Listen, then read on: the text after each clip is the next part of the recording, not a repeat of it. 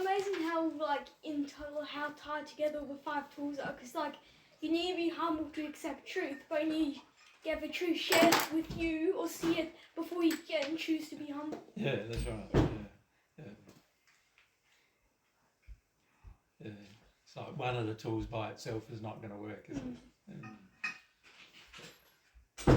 Yeah, what I like about it is that God's designed a system where every quality you need is every quality you need to get to go forward. Yeah. I tried to do it. I couldn't.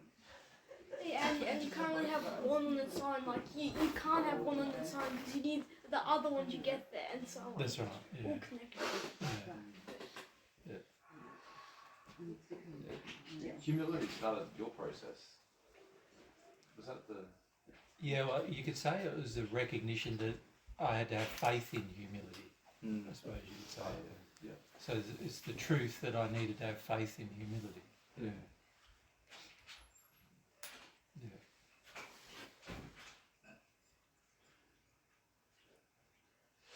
Yeah, nowadays it's almost like every time I cry nowadays it's a relief.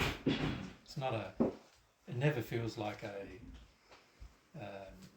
no matter even what I've got to cry about as well, it never feels like a terrible thing. Yeah. And that's just gotten easier over time, or it was always a bit more like that? Yeah, at first when you start it, every single thing is a major meltdown, because your capacity for emotion is about that big, anything beyond that you sort of feel like anything beyond your limited capacity feels overwhelming. And so at the beginning for me it was like everything I felt was overwhelming, every tiny little thing, And now when I look back and I go, oh, that's a little thing, why did you cry 5 days about that little thing for? That kind of thing. But at the time it was, necessary. So I don't feel it wasn't necessary. It's just nowadays it sort of feels like the very things I was crying about nowadays I wouldn't even upset me at all. Yeah. You feel like a leap of faith to go from somehow, Well, takes you from here to here. Are we on recording? You're recording. Yeah. So the statement made by Alwyn was that it required a leap of faith, but I don't know. It just required, in some ways, I just needed to surrender to an idea and see whether it worked before I could have faith in it. I suppose the truth of it is this, Alan. For me, it was more, I tried a lot of other things and none of them worked, but I hadn't tried this thing. So I sort of thought, well, I might as well just experiment with that thing and see if that works, because everything else I've tried hasn't worked, and I've never tried that thing, so it makes sense to try that and see whether that works. So that's how it was initially, but after I'd done it a few times, and it didn't take many times, it was only a few days really, I realised, wow, this is working. This is what I need to do. This is the sort of the missing ingredient or the missing link of my own progress. Up until then, I did a lot of reading and a lot of research. I approached things the normal way I would before that time, which was more about, investigating and getting as much knowledge as possible and all that stuff. And none of that caused much change to my happiness emotionally. And so I realised, well, none of that, even though the knowledge was, interesting, at the end of the day, it didn't do much for me. And I also went and visited a few psychologists and everything and had a chat with them about what they would recommend and things like that. But everything they recommended was very intellectual in its nature, and I'd already tried it anyway. And so I thought, well, it's not going to work. That doesn't work for me anyway. I need to find something that works. And I went to this guy who was a body therapist, and he started poking some areas of my body, and I burst out crying. And I realised, well, that was really strange. I didn't need to say anything to me, and I started crying then. So once I did a bit of the body work, I realised that oh, this is sort of bypassing my mind a lot. And that's really what I need to do, just forget what I was thinking so much and not worry about it so much, and just feel instead. And once I realised that I could feel by myself without needing anybody to poke me and prod me, it sort of built my confidence in the entire process that I can do it by myself, and I didn't need anybody to help me. So initially I needed somebody to help me, but they didn't even know what I was crying about. They had no idea. And they didn't need to know either, did they really? And in some ways I didn't even need to know, as long as I just released it and things would change. And my ability to reason was pretty poor at the beginning, about it all. I just realised that the main thing I felt was relief afterwards, so I kept doing it. Does that make sense? And then I realised that, I was realising a whole heap of new truths that I'd never thought of before. Isn't that interesting? I'd never thought of these things before. And it all seemed to have come from the fact that I was feeling some things that I hadn't felt before. So once I started realising that, I put it all together, like logically put it all together as well, and could see the logic of it all. But before then I couldn't even see that. It was sort of like, just have a cry and I'll be better type of thing. But isn't it strange how you're living proof of that, and yet we still, Yeah. You have to do it for you. Yeah. Somebody telling you is different than you doing it for you. Like somebody could have come along to me and told me all this, and I probably wouldn't have done anything if I didn't choose to do it for me. It's only when you do it for you that you realise, oh, this works. And I look back at the person I was and I go, man, that person didn't know anything. It's just like, and people around me thought I was clever. When I did my uni, I was dux of the course and everything. And when I was in school, I got A+ for everything and all that kind of stuff, But looking back, I look at myself then and I go, I'm so stupid. Because I didn't have any emotional connection to anything. Yeah. So once I realised the emotions were the thing, it was sort of like, it was sort of like, I just got to remind myself, be humble, be humble, be humble, be humble. Because that's really what it is, isn't it? Humility. Humility is feel everything, no matter what it is. So be humble. So I just started telling myself, be humble with everything. And whenever anything was going bad, I'm not humble enough. Yeah. Was it situations where you kept crying and you didn't know what it was about? Yeah. And you didn't need to know? No. I knew afterwards usually. Yeah. I found out afterwards what it was about, but it was rare. Sometimes I knew in advance, but other times not. Yeah. Didn't need to know. You don't need to know. You got to trust the soul. Yeah. You don't need to know, what it's all about. You just got to trust the soul that it's going to work. A child doesn't think in advance about what it's going to cry about. So after a while, all this stuff I told you about children, I only worked all that out afterwards too, by the way. I realised that I was being more like a child. And then I go, oh, this is a way I can share with other people what it's like. Like a child doesn't think in advance about what it's going to feel. It needs to have a feeling now, so it has it. It doesn't plan it all in advance. So I sort of realised, well, it doesn't really matter. You just need to learn to surrender to what's there right now.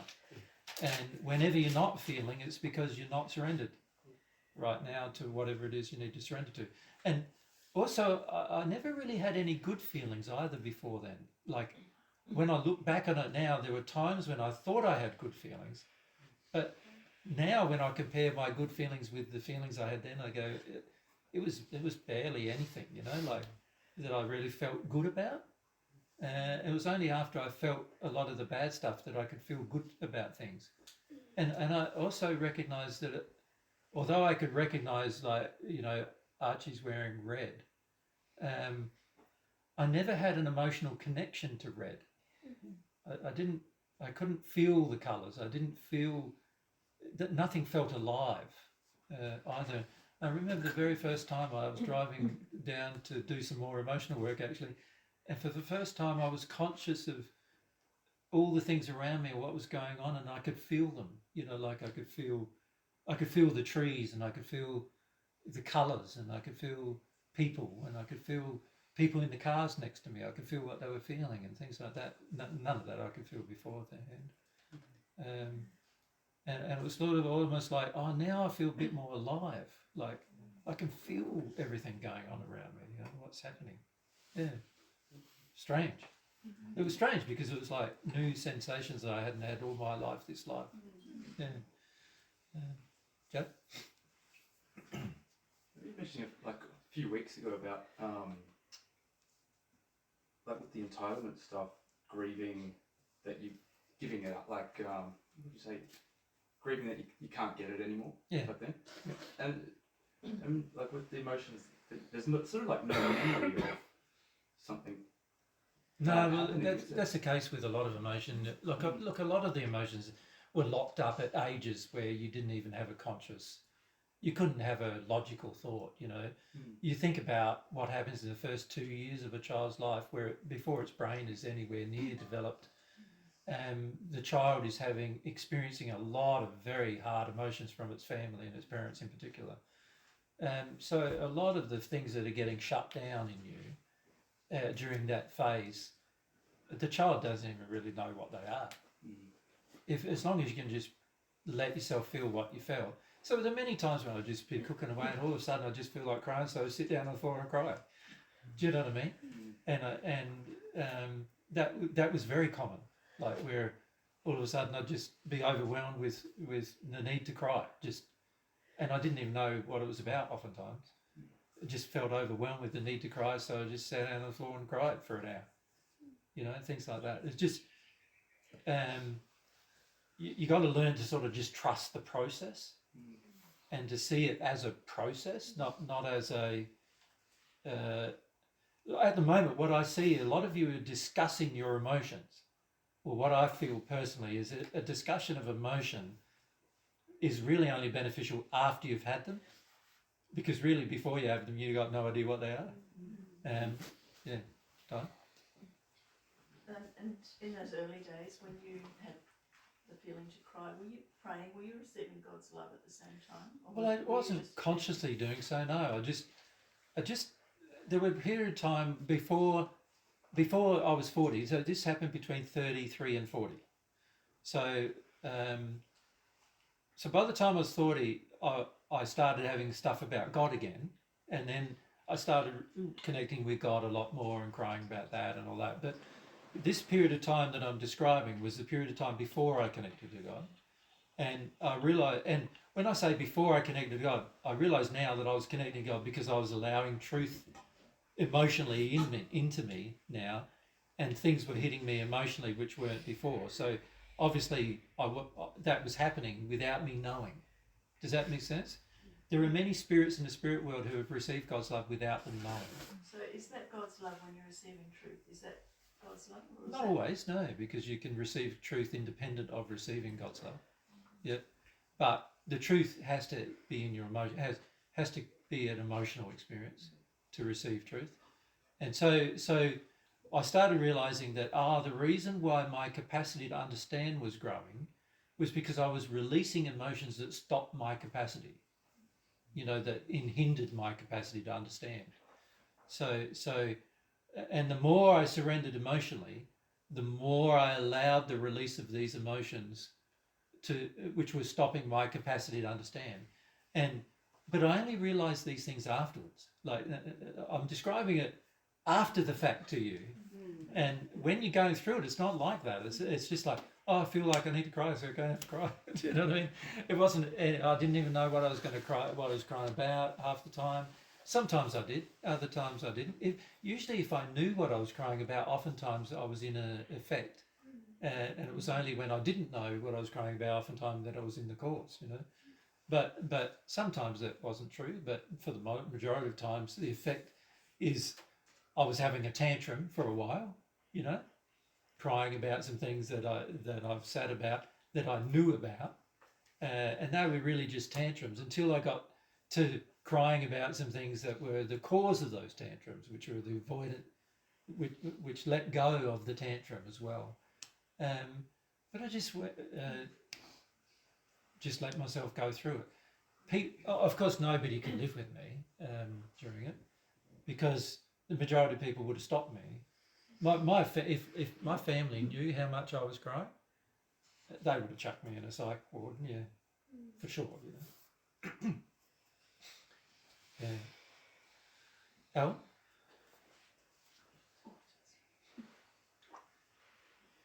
So it seems like, you know, God's created something inherent in us, which is a desire for good feelings, for, you know, Yep. joy.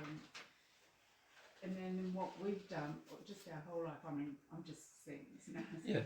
that we've created physical or emotional addictions because we want it, but we don't know how to get it. That's right. We don't understand that the pain that's within us, when we avoid it, it also precludes good feelings. Yeah, and so then our addictions intensify in order to feel good.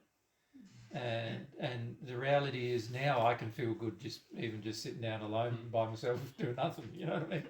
And so it's sort of like, yeah, back before I started this, of course, that wasn't the case at all. I had to be pursuing something that I feel would make me feel good. Yeah, it's remarkable how much, if you just follow God's way and trust it, how much in the end you come out with so much clarity. So now, you know, when I describe things to you now in sort of intricate detail in many cases, right? I didn't know any of these things. Like, I didn't understand any of these things. I couldn't just, even when I was going through them, I couldn't explain them to you. It's only afterwards that I've been able to put it all together and go, oh, this is how it all works, you know, that the truth of it is now a part of my soul, so I now understand it well. But I didn't understand it well while I was going through it. All I understood was, if I feel, I'll get there. That's it. That's really all I really understood. And for the first 7 years of doing it, and I've been doing this now for nearly 20, this is my 28th year. So for the first 7 years, so the first quarter of doing this, I really didn't understand what was going on for the majority of my emotions at all. I had no idea. But I just trusted one thing, and that was, if I just keep feeling, I will progress. If I just keep feeling, I will feel relieved, and eventually I'll feel happy. Thank you for That's being it. the vanguard. Yeah, well, I don't know. You know, obviously there are people in the spirit world who have done this, you know, but I don't see too many. In the first century, I didn't need to do this. So it was something I had to learn in this life. In the first century, all my emotions were pretty good. I didn't have many bad emotions, even when I was being abused and attacked. And sometimes, you know, like I had some pretty bad things happen to me in the first century. You know, sometimes I was being tortured and whatever. I didn't feel that bad, even during those times, because I never felt bad about myself in the first century time period. But in this life, it's been completely different. And so I had to learn that and trust that. Just got to feel my feelings. No matter how bad they are, just got to go through them. Yep. And nowadays, like, it's what I find remarkable about it is that things change around me just by me going through my feelings. And even Mary, you've been a testament to that occurring, haven't you? Observing me go through certain feelings, and then people just change around me from being nasty to being nice and all sorts of things. Yeah. Just because it's your soul that creates the attractions, not your intellect. So once you go through the feelings, things change around you quite a lot. And yeah, it's just amazing sometimes to me still how all I got to do is feel some things and some things change. Yeah. It was really weird with this recent thing with the company that tried to rip me off with the server. Yeah, because for the first week or two, I was really quite sort of upset and angry about the injustice of it all and everything, and then I just like, oh, I'm not feeling again, so I just started feeling about it, and ironically, once I started feeling about it, the people started sending me emails to want to address it. Before then, they were just completely ignoring me, like completely ignoring me, like as if I wasn't there. I'd send in lots of emails and nothing, no response, nothing. But then as soon as I started dealing with it emotionally, all of a sudden people start, and eventually this CEO of the company, which is like a multinational, they've got tens of thousands of employees, contacted me. You've got to speak to the manager. Yeah, and the sales manager of the entire country in Canada as well. You didn't speak to the CEO. She spoke to the CEO. No, but he gave it some attention, you know, and he wanted to. He actually said via her he wanted to know from me what was going on, and so I had to send a summary and everything. But none of that happened without me feeling some stuff first. Yeah, and I was utterly convinced at that stage that, and they were going to just ignore. They in fact had sent me a bill already for 13,000 Canadian dollars. Yeah, it was so unfair. Yeah. Given it was only like. Anyway, once I started connecting to it and I released a lot of feelings about it, I had a few nights crying, didn't I? And then released a bit, and then I realised I was a lot calmer about it. And no, there is a principle here, and so I just focused my attention on the principle with my emails to them. And there's many times when they tried to manipulate me out of the principle, but by this stage I dealt with a lot of my feelings. Yeah, it's just strange. Thanks. Just want to share a similar experience, not that dramatic, but Yeah. when we was seeking the visa, tourist visa for Yeah. Australia, Yeah. and I got hers, and there were weeks after week, and I didn't get mine, and Yeah. I thought, what the heck is going on? I'm not getting it. Yeah. And then I went down to the cellar and had a cry. Yeah. And when I came up, I looked at the mail. There it is. Yeah. Yeah. No, I've had many experiences like that. That things have changed around me after I felt. Yeah. But also, I've changed. Like now, I understand things. And I also now am very quick at understanding people's feelings, and very quick at understanding even what they're trying to say when they don't know what they're trying to say, and all that kind of stuff. Like back then, it was impossible for me to do that. It was like before I started with my feelings, I couldn't do any of that. I was just, I would take everything at face value back then. Everything presented at me, I'd just listen real carefully and try to work it out that way, you know, and I could not sense a person's feelings. So now I can describe to Mary exactly the feelings that she can't feel, right? And you can connect to them after I've done it, can't you? But back then I was like, I couldn't do that. I wouldn't have a clue who I was living with felt, you know. I didn't even have a clue what I felt. Like, that's how crazy it was, you know. Yeah.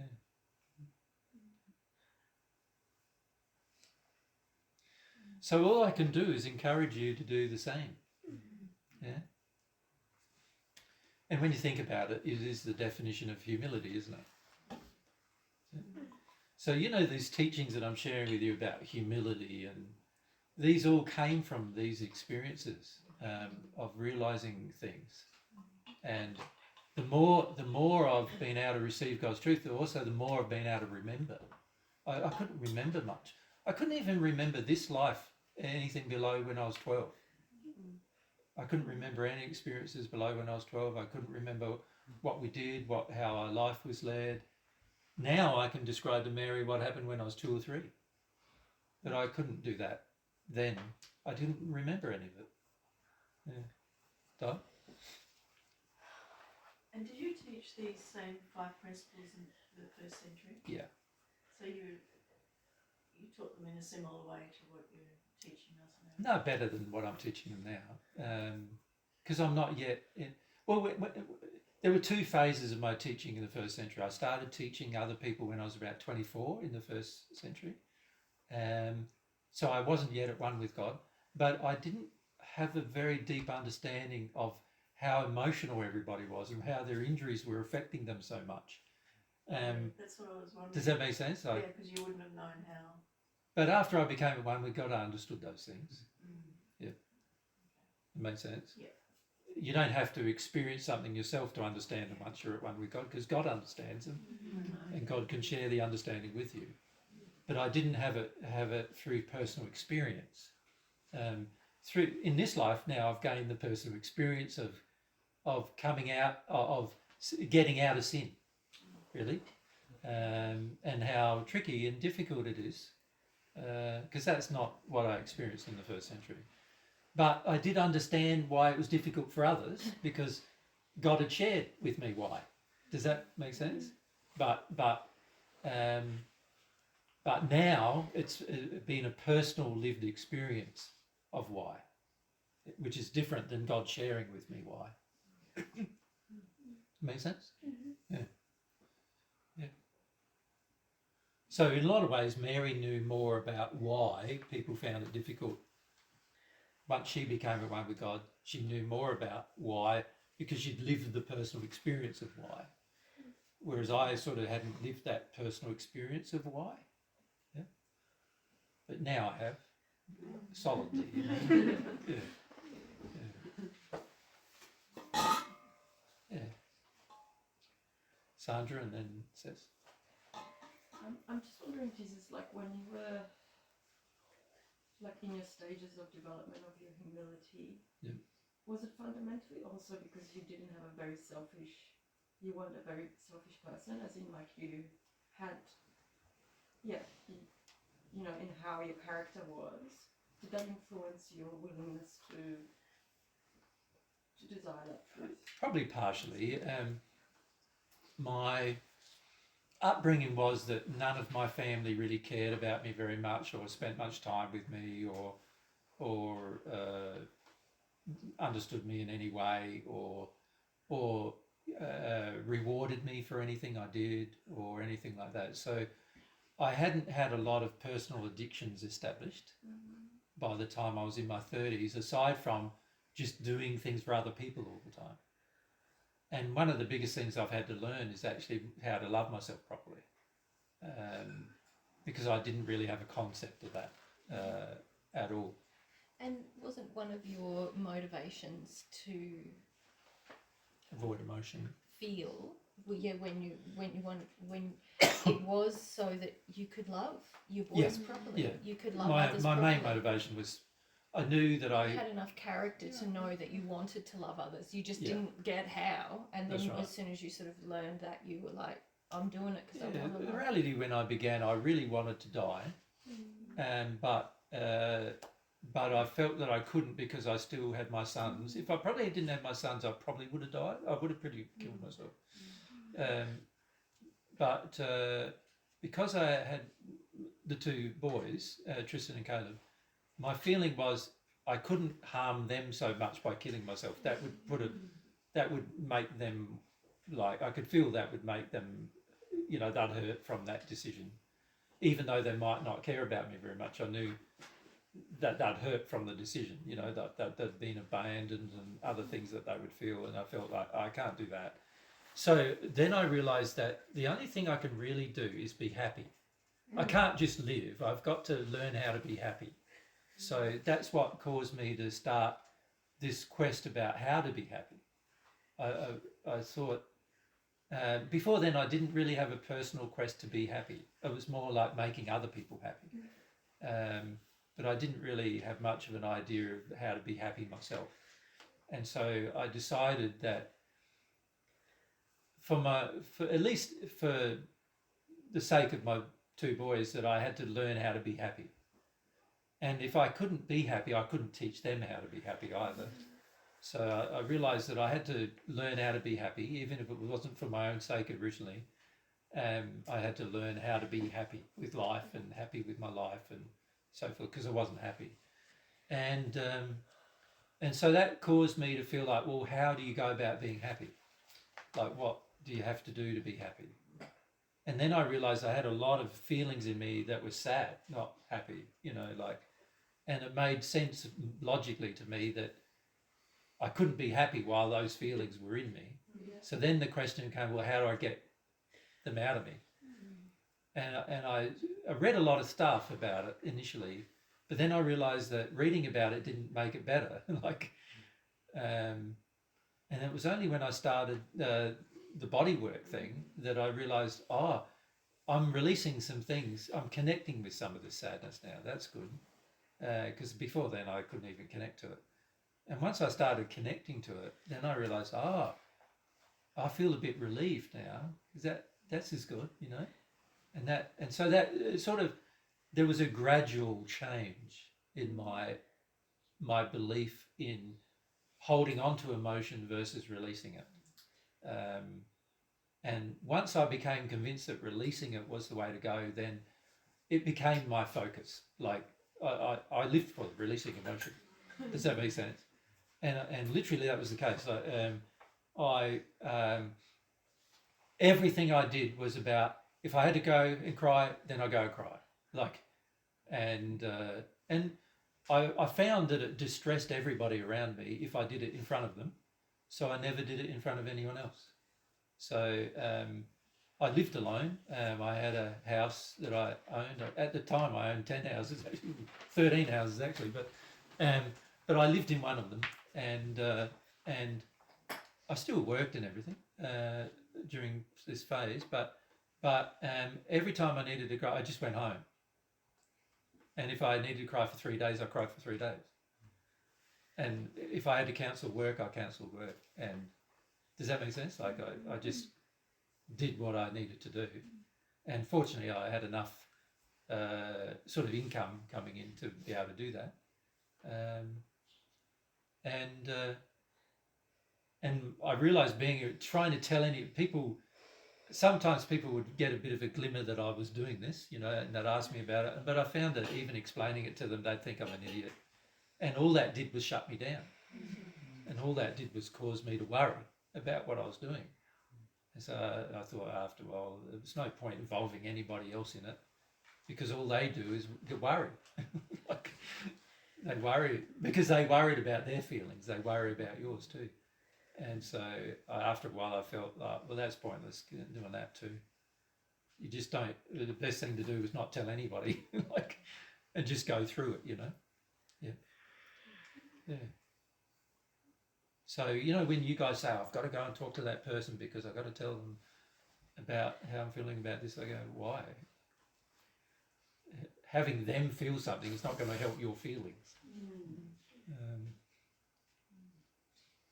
So during that time, I learnt a lot, but I didn't really know how much I was learning until afterwards. Yeah. So it's very strange. Yeah. And this is why with you guys that I can tell when you're not doing it. You know what I mean? Yeah. Because it's easy to tell when you've done this. It's easy to tell when somebody else isn't doing it. Yeah. But it was an enlightening period of my life too. I found out a lot of things. And by the way, I had to make a lot of decisions. During that time, I lost my religion. I lost all my friends. I lost my family. I lost my marriage. I lost my children for a period of time. I lost not access to them, but they didn't want to see me for a period of time. I lost everything. Yeah.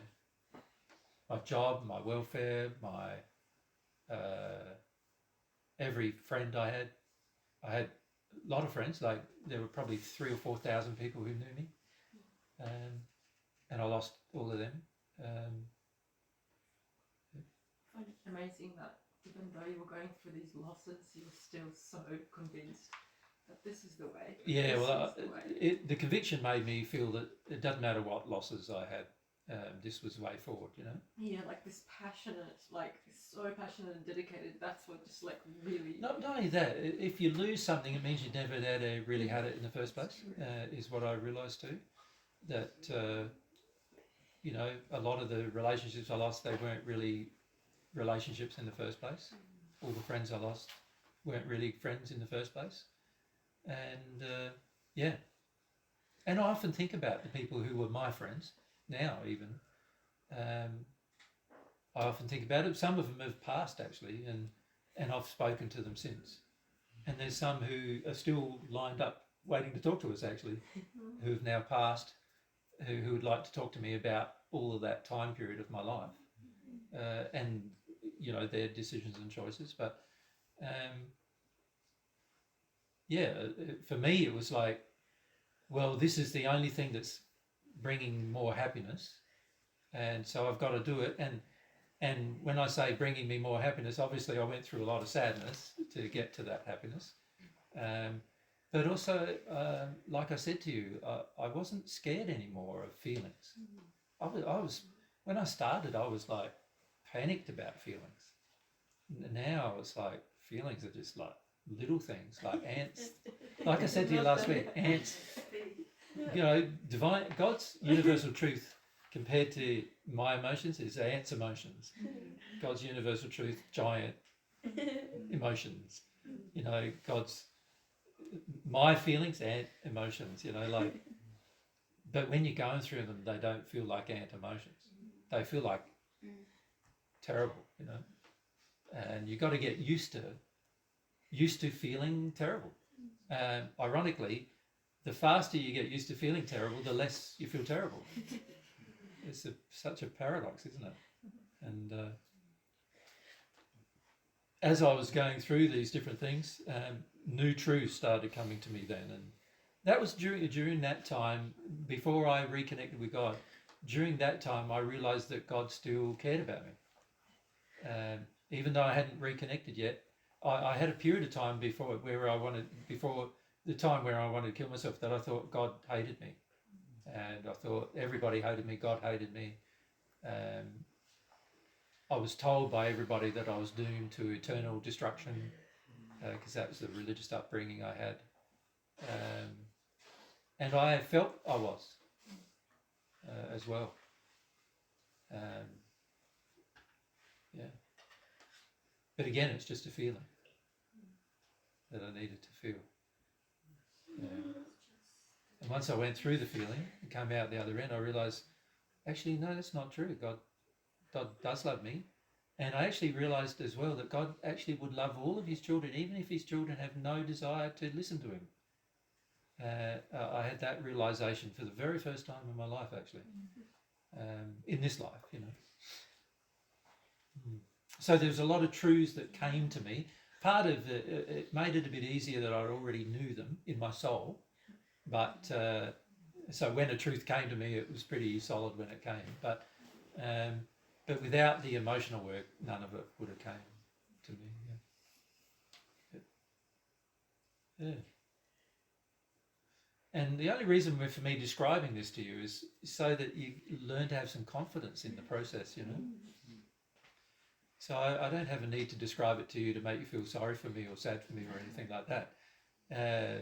It's more just, this is the process that you have to go through. Everyone has to go through it. If you want to have a connection with God and with God's truth, you will need to go through it. You need to get to a stage where you surrender emotionally to everything that you feel. And at the beginning, it can be pretty scary because you most of what you feel is bad. Yeah. And during that stage, I remembered my torture from the first century. I was tortured 4 or 5 times in the first century. I remembered those. There were a few murder attempts on me in the first century. I started remembering them. I had no idea what these memories were about because I didn't know who I was at this stage.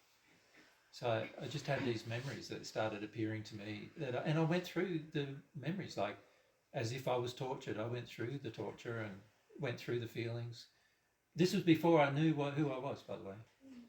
So it was like I had feelings of being tortured, and I felt like, well, I just needed to feel them. Does that make sense?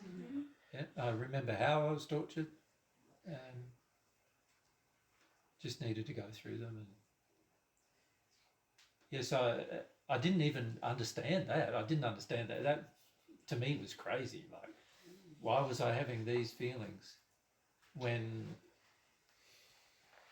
there's no scars on me where I was tortured now. But I actually started feeling at one point that it would happen to me somehow in this life. That's how I felt for a period of time, until I realised that's not true either. And then I started having some doubts about the whole process, and I go, well, and the thing that got me over my doubts was the fact that I'd let go of a lot of things previously using the same method. So I thought, well, even though I've got doubts about this torture thing, I need to just feel what it's there. It's there, so I need to feel it, So I felt it. And nearly 3 years after that, the feelings of those things, I realised why. 3 years before I could actually face my own identity as a feeling, And once I started facing my own identity, which was probably the hardest thing to face, that I had to face of all the things that I've done, and I realised why I had all those torture things and all those other things that happened, Yeah.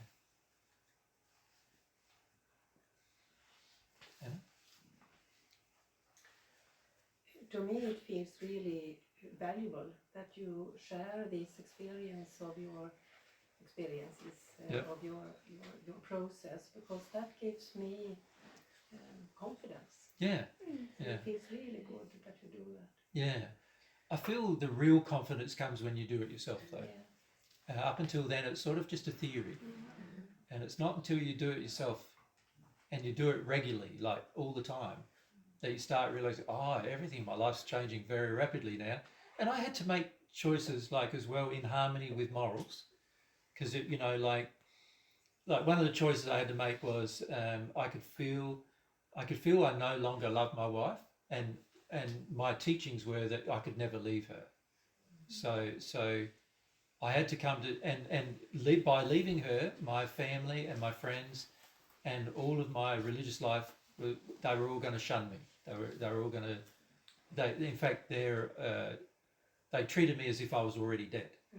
So they'd walk past me in the street and not even acknowledge me, and my family would do the same, not even acknowledge me. I wouldn't respond to any of my phone calls. Wouldn't talk to me, and wouldn't acknowledge me in any way, like publicly or privately in any way. And it triggered a lot of feelings, as you can imagine, of rejection, but also it got rid of a lot of feelings about needing people's approval and acceptance and a lot of these other things as well, So and it also caused me to change my viewpoint of what a family is, actually, as well. And so all the things I'm teaching you were learnt by going through these emotions, and then God's truth about these things coming to me afterwards, as emotional states, And so it was a very powerful experience. But one of the things I realised is you don't really appreciate it until you go through it yourself. It's not everything to do with the soul. You have to go through yourself. I started to come in contact with terror, a situation when I lose my intellect, my mind. I'm just a little baby knowing nothing, and just sort of inside me screaming for someone to come and help me and sort it out. And I think I talked about this earlier time about being a fetus in my mother's stomach. So, But see, all that to me sounds very intellectual still. I know Yeah. when I say it, but I have started to go in. I have lived in it a lot. Well, I question how much of that is your experience versus a spirit experience. A spirit who's causing you to feel this way. You see, for me, it wasn't like any of that. And also anybody who does this sincerely doesn't have these kind of things happen. So what I notice is that some people say that they are experiencing their own feelings, but they're still very scared of their own feelings. And so what they need is somebody else's feelings to exaggerate their own or to pacify their own feelings. And I see pacify? Calm them down, make it easier to deal with. And so what I see is a lot of people, so what I recognize nowadays is a lot of people who say they're feeling their feelings are not feeling their feelings. They're feeling spirits who have had these feelings. Does that make sense? And this is the kind of thing, what you describe is the kind of thing that happens when spirits have their feelings through you. What happened to me was completely different to that. There was no consciousness of my age or my where you state, were where I was, state in your development or of whatever. yeah, in terms of my physical development. They're just feelings, and all you do is have them. But that is how it is when I'm there and have no. But your desire to categorize it and analyze it, saying it's when I'm in the womb and I know that, that's all a symptom of not wanting to surrender. It's way of managing. It's all the symptom of not wanting to surrender. Yeah.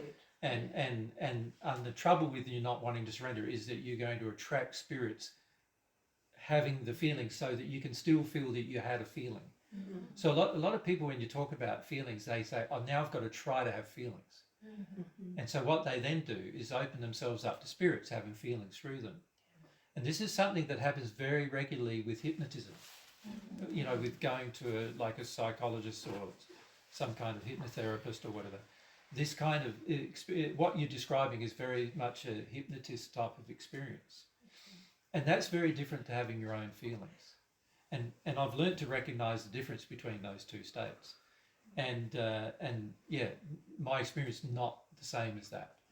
And so the key is to not worry about that, but just go, okay, if the person who's gone through his feelings can say to me that my feelings are maybe spirit influenced, and when I say to you, I'm not saying maybe, but you would be thinking maybe.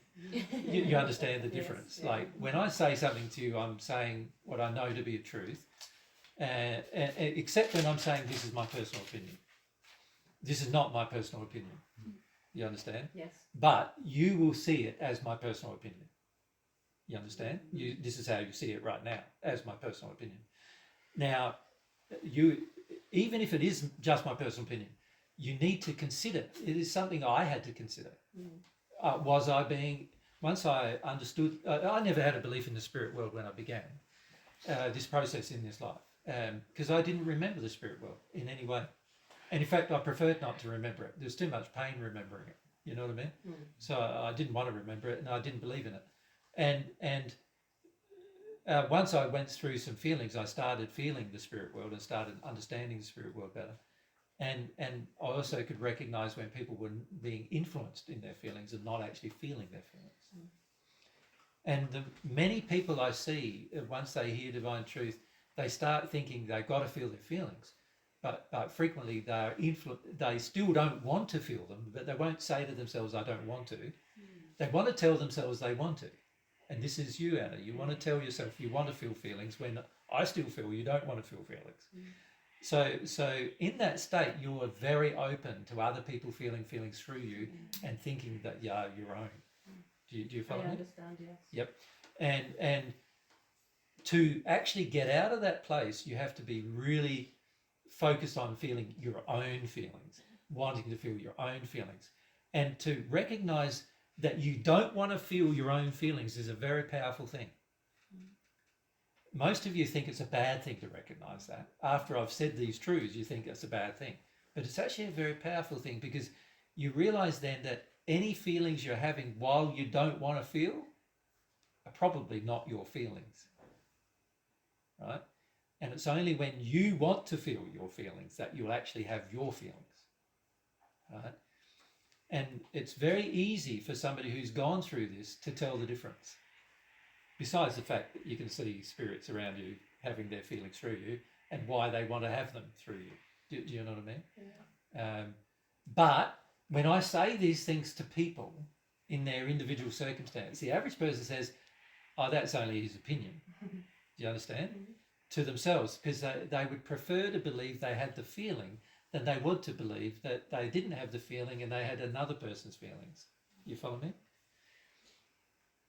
So because I have came in this feeling situation when I lost my mind and feel totally lost.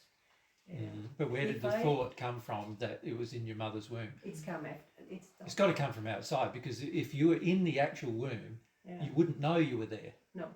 would you? No. No. So if you actually had a feeling that appeared in your mother's womb, you would not actually know you're there.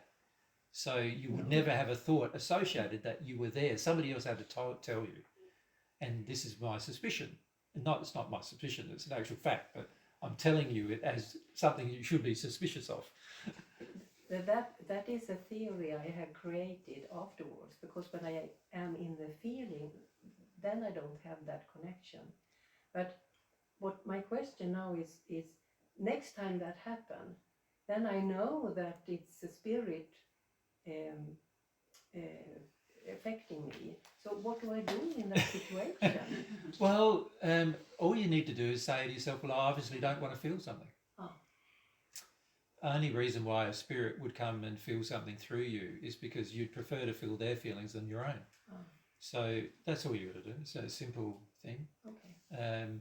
There's many times when I see other people wanting to feel spirits' feelings rather than their own feelings, because it also confirms to them they sort of go, while I'm feeling the spirit's feeling, then it means I'm feeling something. So I feel like I'm doing something. And a lot of people just want to feel like they're doing something even when they're not.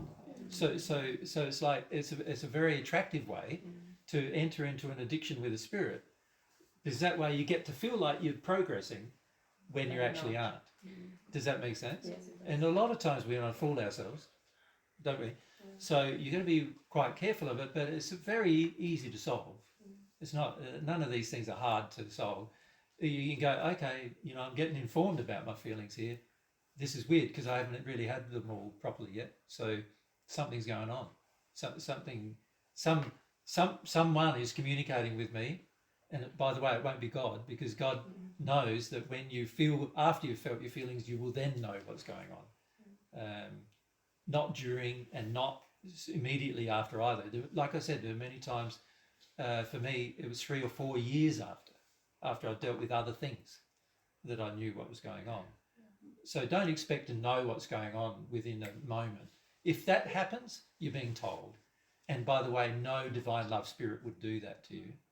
So it's indicative of the fact that the spirit who's doing it is not, on God's way. And you don't have to stress about it. You just need to go, well, obviously I don't want to feel something here. So what is it I don't want to feel? Yeah. Now, many times I will state to you things that I know to be a certainty, but I'll state it to you as if it's something you need to consider. Right? The reason why I do that is because I'm gentle with you and I let you have your own decisions. But if you ask me, do I believe it's true? I'll say, no, I don't believe it's true. I know it's true. If I believe something to be true and I didn't know it, I wouldn't share it with you nowadays. Unless you said to me, what do you believe? And I go, oh, this is what I believe. But don't live on it because I don't know, is what I would say. So when you guys asked me about earth change events, I said, well, I believe these things might happen, but I don't know. I didn't present them to you as a truth. Does that make sense? Yes. But some of the things I do present to you as a truth, I know to be such. When I say all the things I present to you as a truth, I know to be such. I think it's, perhaps I'm lying to myself now also, but I do think it's valuable to hear that this experience is not me, because then I can Well, see, this is where you've got to take care, Anna. Let's say I was somebody else, and I'm suggesting to you this thing, and let's say I don't know. Mm. If you are just going to just take it at face value without experimenting, then that would not be good for you. No. So I want to show you how God wants to talk to you. What God does is God's got you in his hand, right? But God's presenting truths to you, but he's not saying to you, Anna, you have to accept this truth now. No. He never does that. No. What God does is this. He says, here's the truth, Anna, but I want you to experiment with it. Because if you experiment with it, in the experiment, you will end up going through an experience that confirms the truth in your heart to you. Do you understand? I do. Now, this is very different than somebody saying, here's the truth, you just got to accept it, isn't it? No. God never does that with you. What God's doing is God's saying, here's the truth, Anna. If you experiment with this truth, and this is how I've learnt every single truth I've ever learnt, the first century and now, by the way. So I'm describing to you actually a message that John wrote in the Paget Messages, because I told John this is how I experienced everything, and he wrote it down. But this is how I experienced everything in the first century and everything now. God presents a theory, a fact to me, but God presents it as experiment with this. He doesn't present it as you got to experiment with this. Or else. Do you understand? Yes. He says, experiment with this, see how it works out. And I, because if I'm humble enough, I will experiment with it. In the experiment, I will find the confirmation of the truth. Now, because it's a personal experience that I've actually had myself, it now can be confirmed as a truth. Does that make sense to you? And the reason why God does it this way is because God knows the truth can only enter you emotionally. The only way it can enter you emotionally is if you go through an experience. You follow? He can't just say, here's the truth and you will accept it. He has to be able to say, here's the truth, experiment with that. You experiment with it through your own desires and everything. You experiment with it.